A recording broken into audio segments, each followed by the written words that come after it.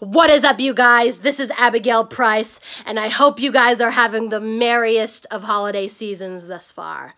In today's video, I thought it'd be a fun idea to talk about some of my favorite holiday movies that are just bound to watch even all year round when it's not even that jolly old time of year. So, how about we get started?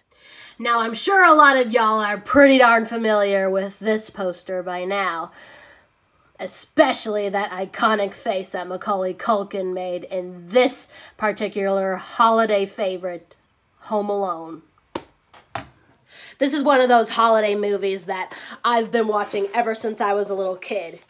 Even before I even knew that it was made about 3 years before I was born, back in 1990. And I was born in 1993, but I think everyone feels like they've grown up watching this movie, whether they were born in that time period when it came out or if they were born like right afterwards. So I just really loved this movie growing up, and I think Macaulay Culkin was probably my very first celebrity crush as a kid.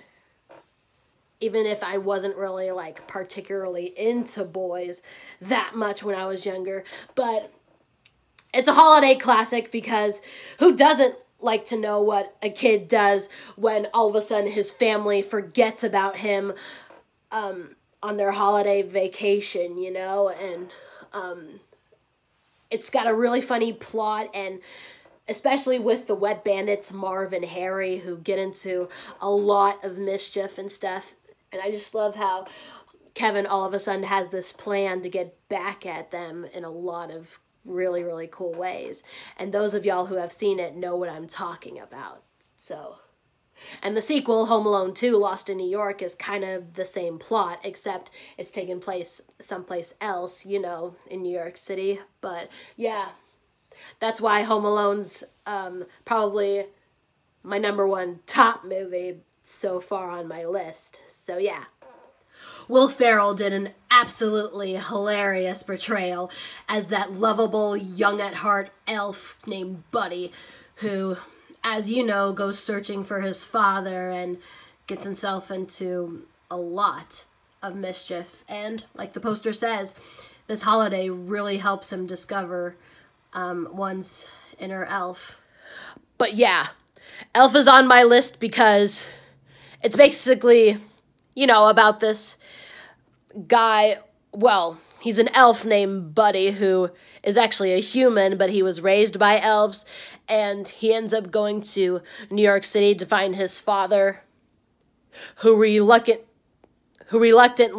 flat out refuses to believe that he's his son at first, and his curious and fun-loving personality kind of gets him a little bit out of hand sometimes, especially when he works at a department store where he ends up meeting Jovi, played by the lovely...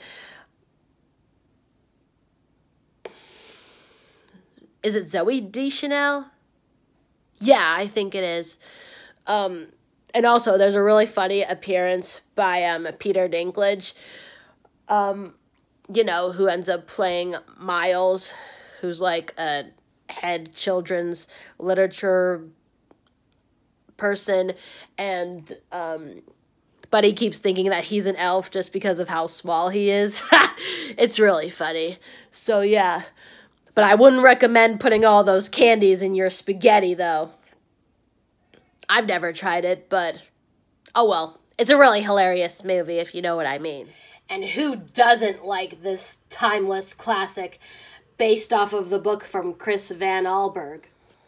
What I really like about The Polar Express is that I just love the meaning behind it, like, of how it actually does show out, like, what the true spirit of Christmas is really all about.